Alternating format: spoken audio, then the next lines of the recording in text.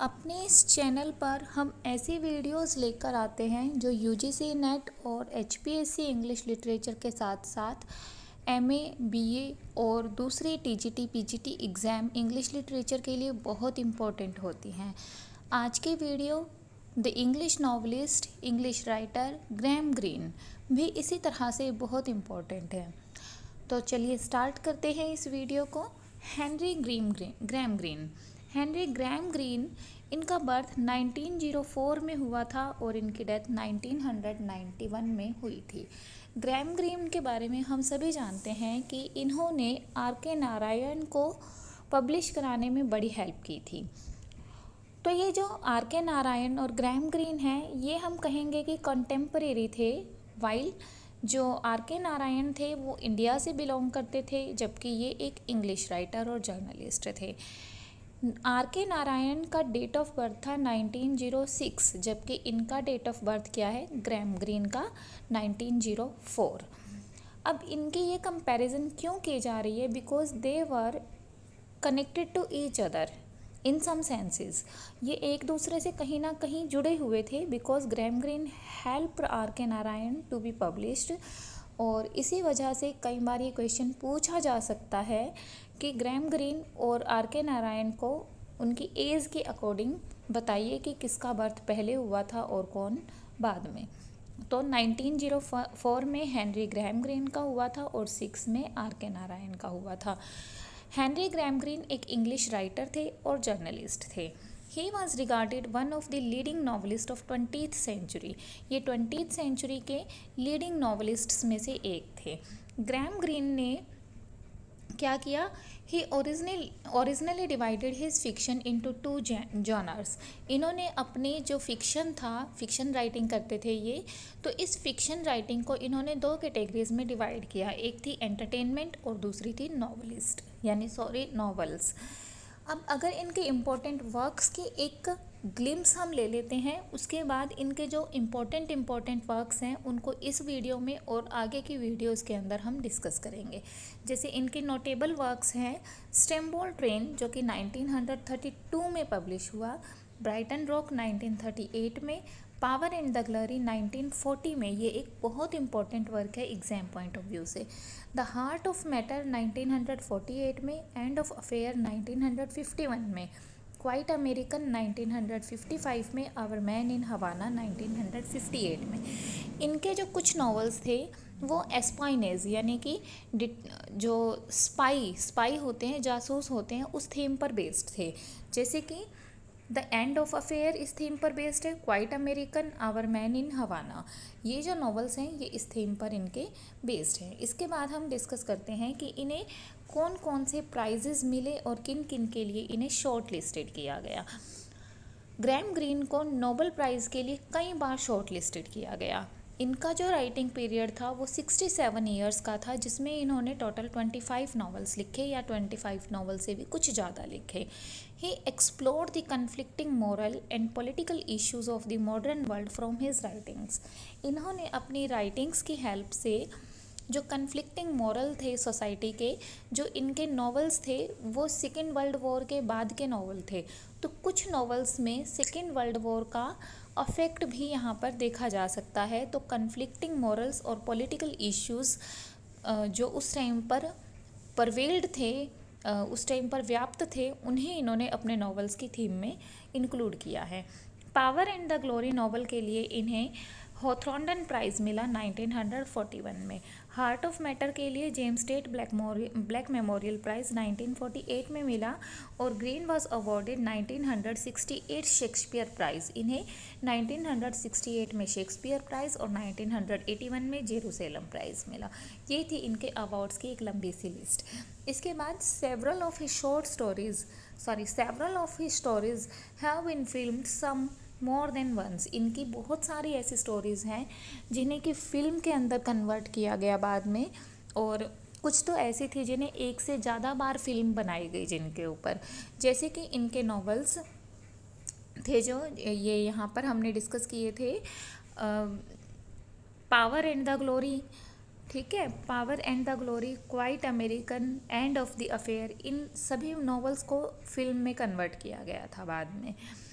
He collaborated with film maker Carol Reed on the fallen idol 1948 and third man 1949। 1926 में ये writer Catholic धर्म में change हो गए। Later in life he took to calling himself a Catholic agnostic, लेकिन बाद में इन्होंने अपने आप को कैथोलिक एगोनिस्टिक भी कहा। 1991 में 86 की एज में ल्यूकेमिया यानी कि ब्लड कैंसर से इनकी डेथ हो गई और इन्हें कोर्सियक्स सिमेट्री में स्विट्जरलैंड में दफनाया गया था। इनकी डेथ 1991 में हुई, जबकि आर के नारायण की डेथ कब हुई थी? 2001 में। William Golding called Greene the ultimate chronicler of 20th century man's consciousness and anxiety.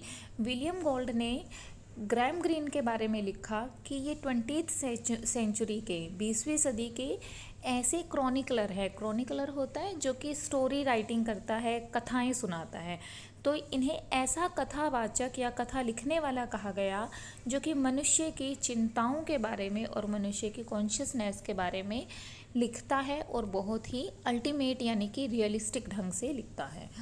In Green's description of his childhood, he described his learning to read there. It was at Harston I quite suddenly found that I could read. The book was Dixon Brett Detective. Green कहते हैं अपने बचपन के बारे में कि मुझे अचानक से पता चला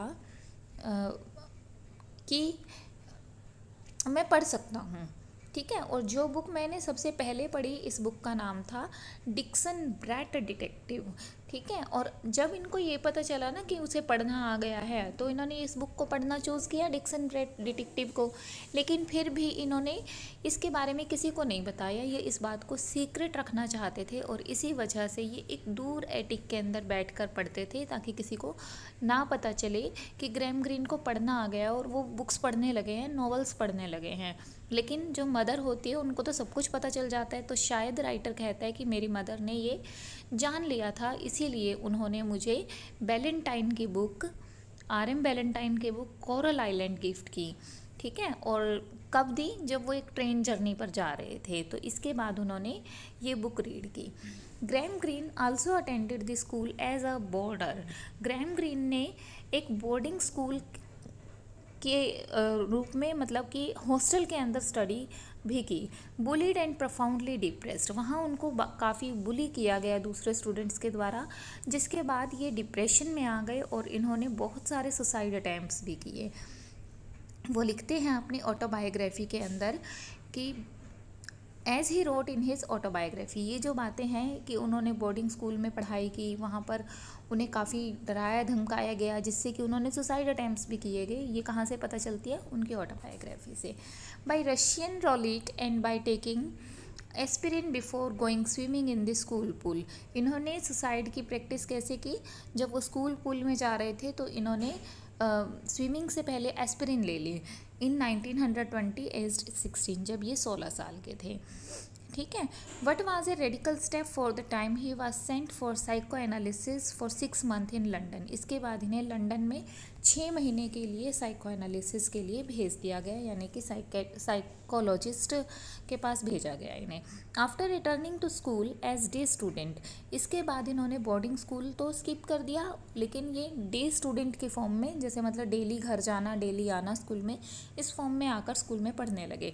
लेकिन इन्हें तभी भी पीरियोडिक बाउट्स होते थे, मतलब टाइम पर इन्हें डिप्रेशन के दौरे पड़ते रहते थे जब ये ऑक्सफोर्ड में थे। ऑक्सफोर्ड में कब थे ये? जब बड़े हो चुके थे, ऑक्सफोर्ड यूनिवर्सिटी में पढ़ रहे थे, लेकिन फिर भी जो डिप्रेशन था उन्होंने इसका पीछा नहीं छोड़ा और टाइम पर कभी कभी इनको वो डिप्रेशन लौट आता था।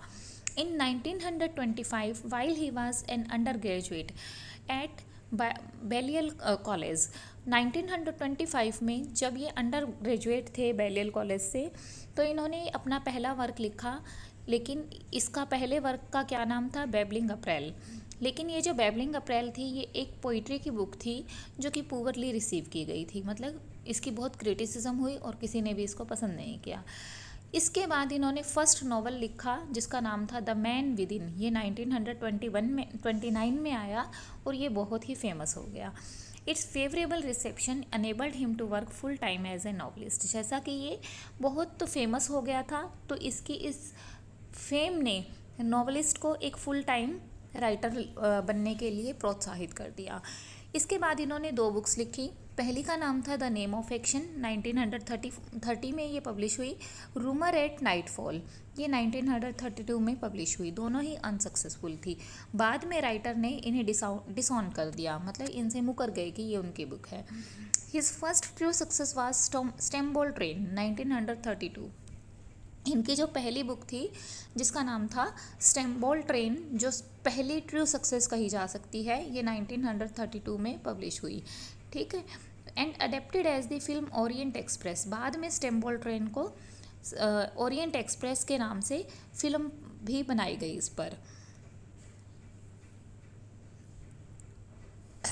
Although Green objected strongly to being described as a Roman Catholic novelist rather than as a novelist who happened to be Catholic, Catholic religious themes are at the root of much of his writing.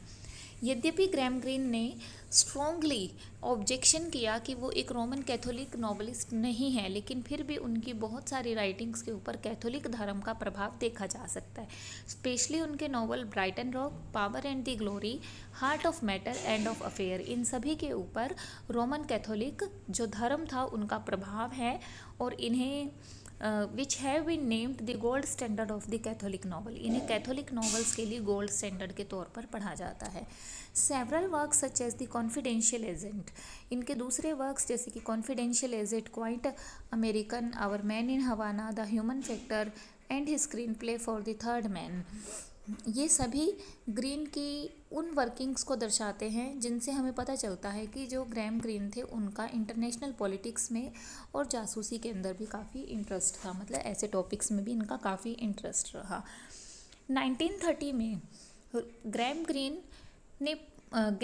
Green move to the left politically, मतलब left जो wing थी, left जो politics थी उनकी तरफ ही 1930 में इनका झुकाव हो गया।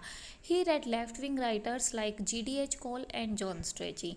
इन 1933 he joined the independent labour party. 1933 में इन्होंने इंडिपेंडेंट लेबर पार्टी को ज्वाइन कर लिया। This move to the left is reflected in the character and plot of his 5th novel it's a battlefield, और इसके बारे में इन्होंने अ बैटलफील्ड जो कि इनका 5th नॉवल था, इट्स अ बैटलफील्ड, इसमें लिखा है। His later political affiliations and convictions were more ambiguous. He supplemented his novelist's income with freelance journalism, book and film reviews for The Spectator and co-editing with the magazine Night and Day. इन्होंने 2 journals के लिए लिखा, पहला था the Spectator और दूसरा था night and day नाम की एक मैगजीन जिसको कि इन्होंने को-एडिट भी किया। ग्रीन की 1937 में इन्होंने एक फिल्म रिव्यू लिखा और ये फिल्म रिव्यू किसके लिया था? फॉर नाइट एंड डे के लिए, which said that the 9-year-old star Shirley Temple displayed a dubious coquetry which appealed to middle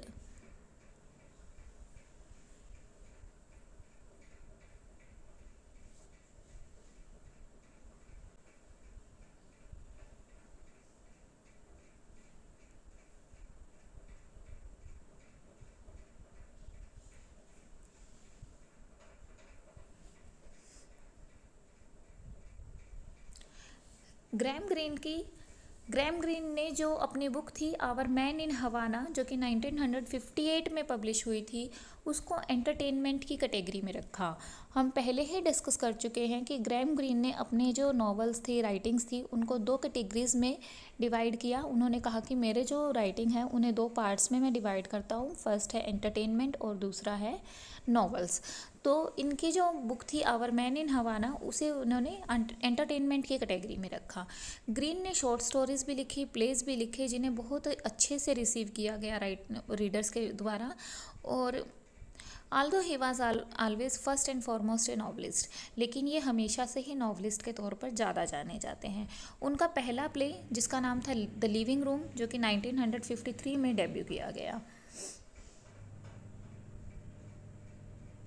अब माइकल कोर्डा जो कि ग्रैम ग्रीन के एक लाइफ लॉन्ग फ्रेंड थे, इन्होंने ऑब्ज़र्व किया और बताया कि जो ग्रैहम ग्रीन थे वो एक ब्लैक लेदर नोटबुक के अंदर लिखते थे, ब्लैक फाउंटेन पेन से लिखते थे और लगभग हर रोज़ 500 वर्ड लिखते थे। और ये 500 वर्ड लिखने के बाद ये अपनी नोटबुक को पूरे दिन के लिए रख देते थे। मतलब इनकी ये एक फिक्स था कि ये सिर्फ कितने वर्ड्स लिखेंगे डेली, 500 वर्ड्स लिखेंगे। और उन्हीं 500 वर्ड्स को लिख लिख कर इन्होंने इतने सारे देखिए वर्क्स लिख दिए। दैट मीन्स यहाँ से हम कह सकते हैं कि slow and steady wins the race.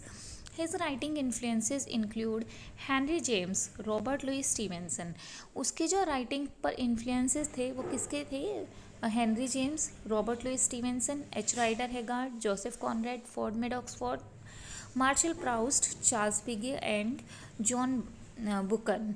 तो ये सभी का जो इन्फ्लुएंस था देखा जा सकता था उनकी राइटिंग्स में।